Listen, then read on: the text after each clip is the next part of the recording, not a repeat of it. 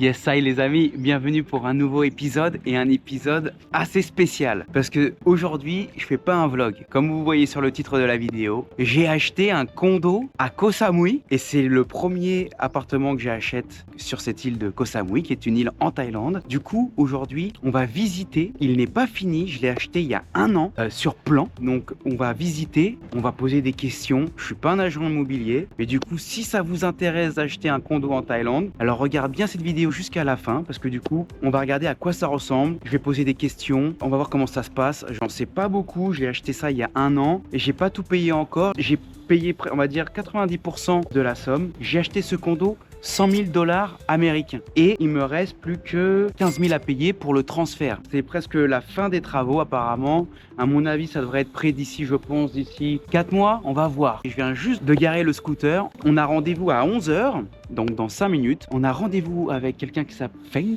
Je sais pas comment ça s'appelle. On va regarder. On va visiter les locaux. On va visiter tout ce qui se passe et on va poser des questions. Et bien sûr, si tu n'es pas abonné, alors s'il te plaît, abonne-toi à la chaîne. Et si tu as plein de questions par rapport à ça, alors commente, ok? Pose-moi toutes tes questions et je te répondrai. Donc, je suis super excité. C'est mon premier appartement que j'achète en Thaïlande.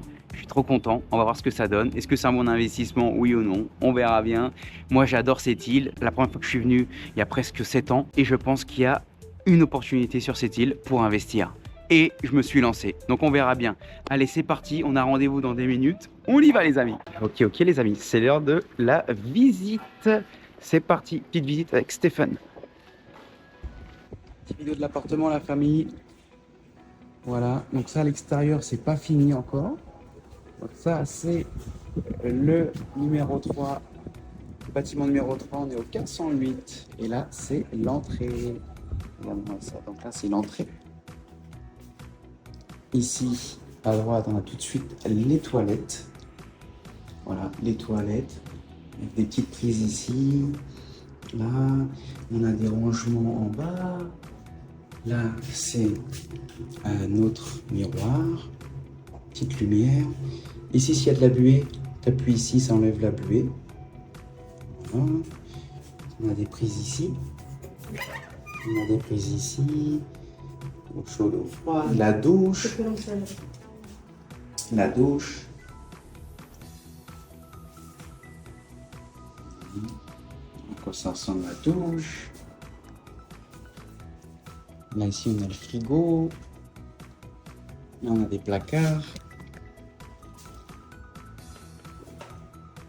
On a des rangements. Le compteur, il est ici. L'électricité.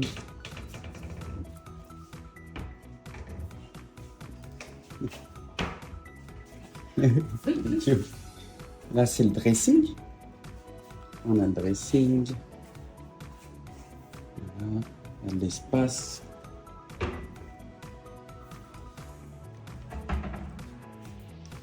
Ici, là, c'est pour mettre les affaires.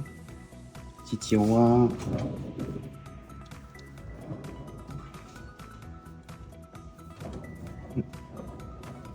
Aujourd'hui, on fait l'inspection aujourd'hui. Là, on regarde tout. Donc là, on a le salon et le lit. Donc, on a tout le mobilier. Là, ici, ça va être un bureau.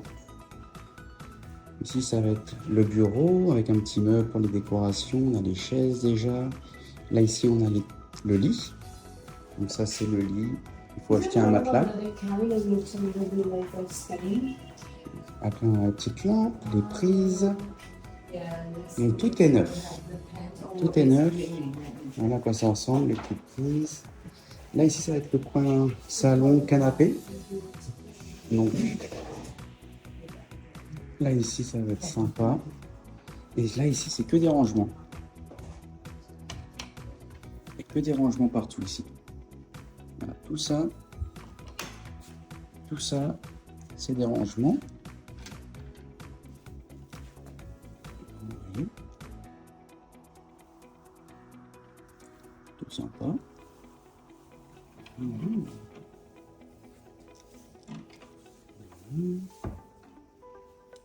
on a encore des prises ici. Là, c'est le balcon. Là, vous voyez, là, c'est la table basse avec la télé qui est déjà fournie. Là, on a la clim. Et là, on a le balcon, avec la petite lumière sur le balcon. Tac. Et là, c'est le petit balcon. Et ça, c'est la vue du balcon. Voilà. On met ça, la vue du balcon, vue sur les montagnes, les palmiers, et la vue sur le golf. Donc là-bas, on a un golf course.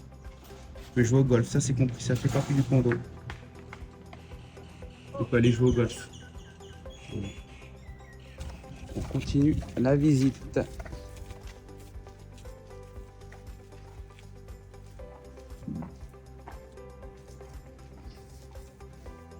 L'extérieur, c'est pas fini, hein. Il y a du boulot. Hein.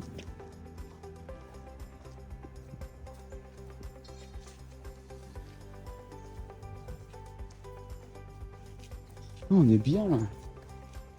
J'aurais pas kiffé être ici. Tu vois? Ah, ok. Ça, c'est la piscine pour les enfants. And the gym will be located on the ground floor of the gym.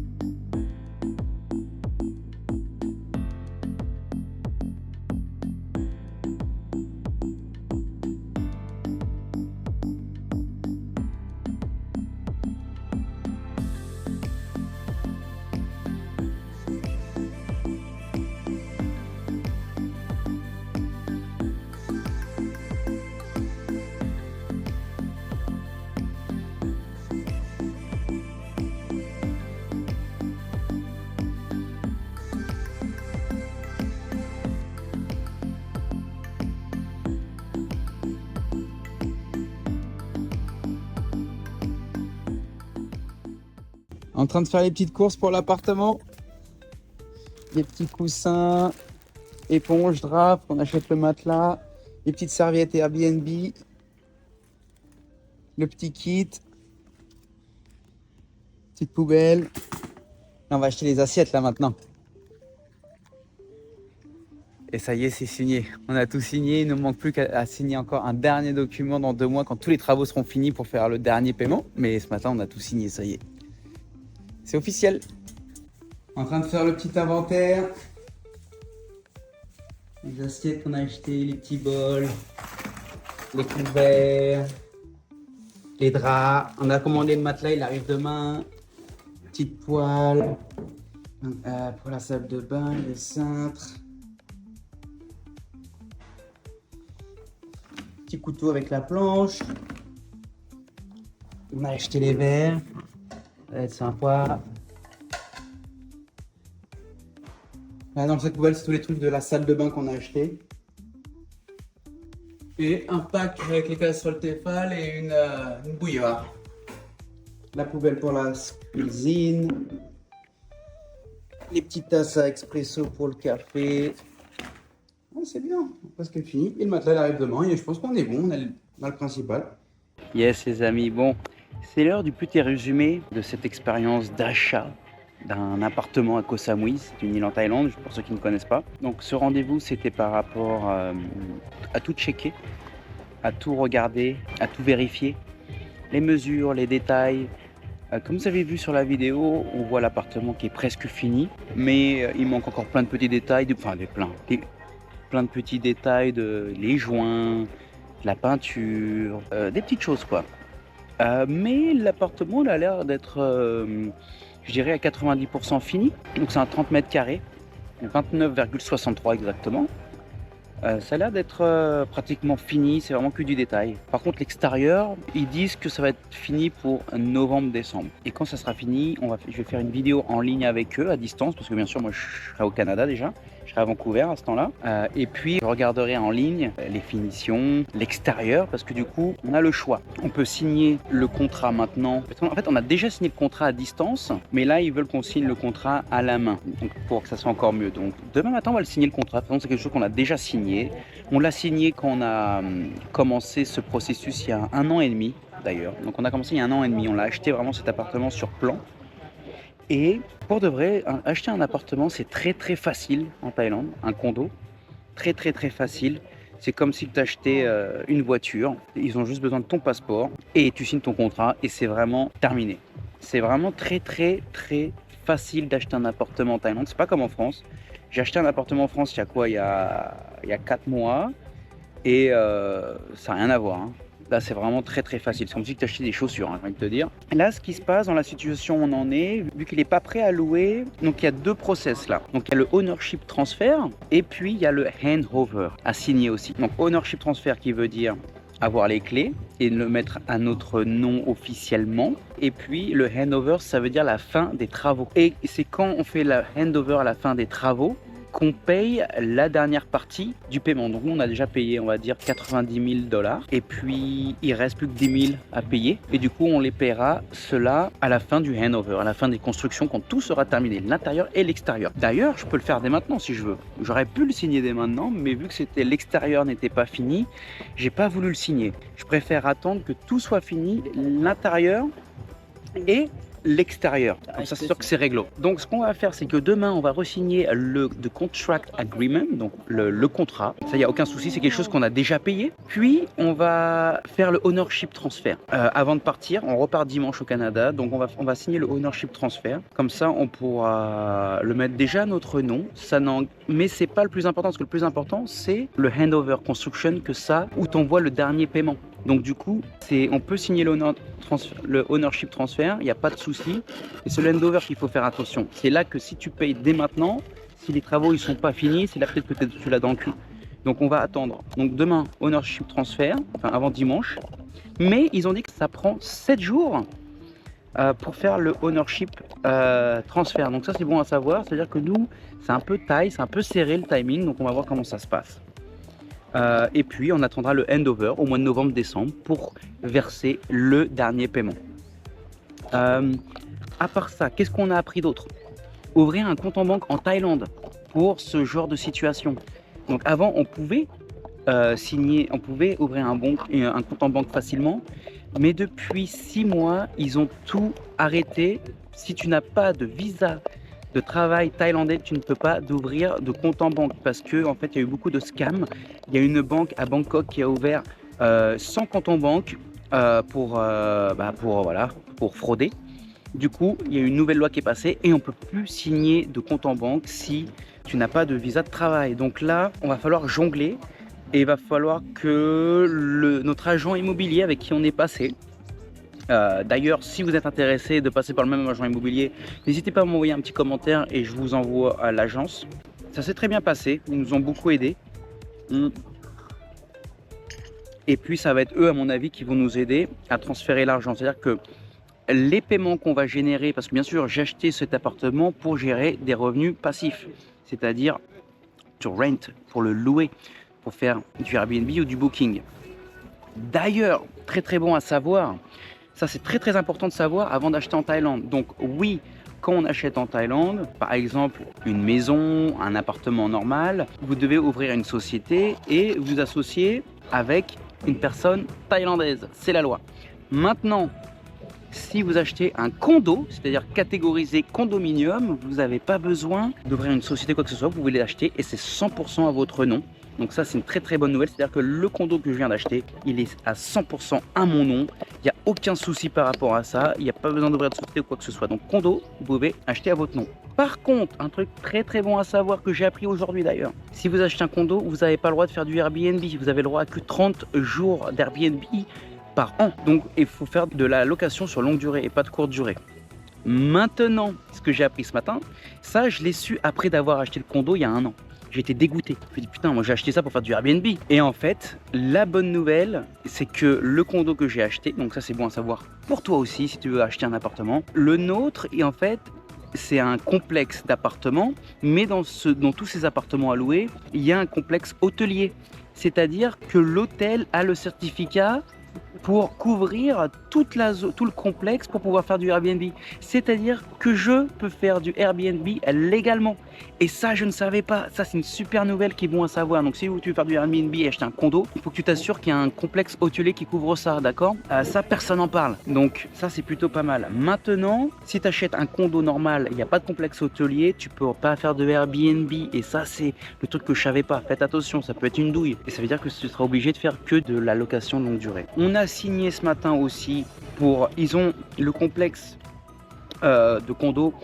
Parce que c'est vraiment une grosse entreprise. Hein. Donc le promoteur a recruté une entreprise pour le système de vote. Donc le système de vote, c'est-à-dire que si on veut réparer la piscine, tout le monde doit voter.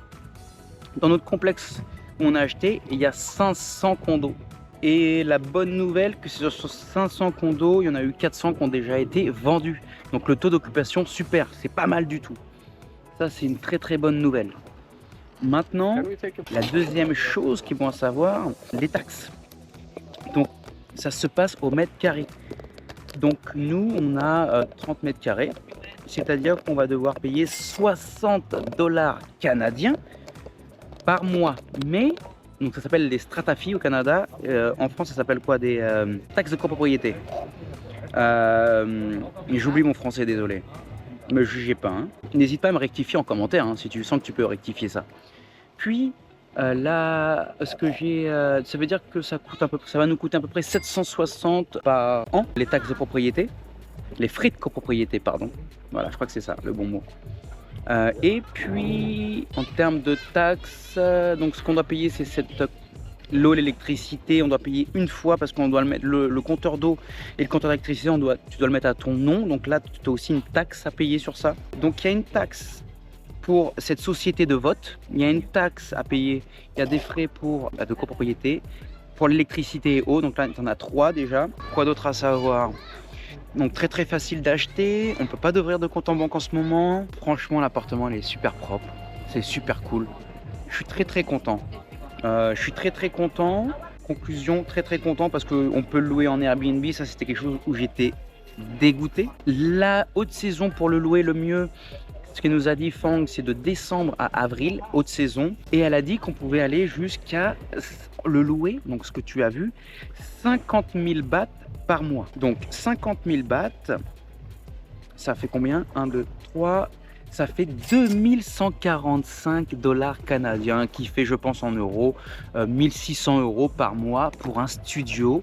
En haute saison, donc c'est plutôt génial. Maintenant, il faut qu'on trouve une compagnie, Fang va nous l'envoyer, mais une compagnie qui va s'occuper de notre condo. Donc là, il y a peut-être entre 10 à 20% de taxes à payer si on engage une agence qui s'occupe de notre bien, de A à Z, ça veut être autour des 20%. Si c'est juste pour quelques petits services, il y a different packages, tu as des packages différents.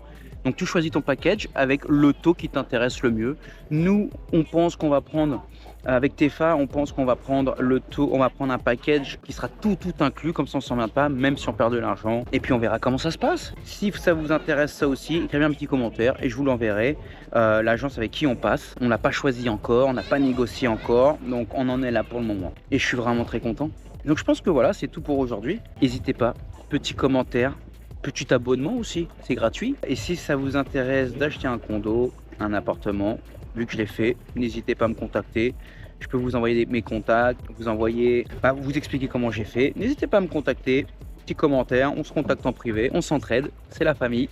Voilà, c'est la fin de cette vidéo. Et n'hésitez pas à me dire si vous avez bien aimé cette vidéo ou pas, si je continue à en faire d'autres comme ça ou pas, ou si c'était intéressant ou pas. Et puis voilà. C'était Olivier, en direct de Koh Samui.